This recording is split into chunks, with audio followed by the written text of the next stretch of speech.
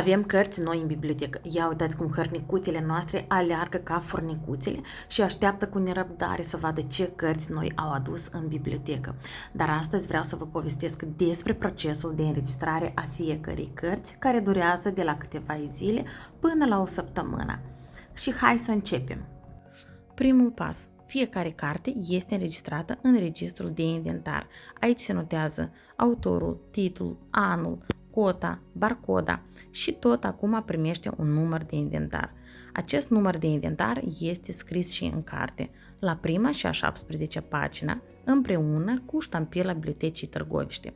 Următorul pas, cartea este căutată în catalogul electronic, se alege Biblioteca Târgoviște, sala de unde provine, se verifică prețul, cota, se introduce numărul de inventar, se pune disponibil și doar după asta cititorul poate împrumuta cartea la domiciliu.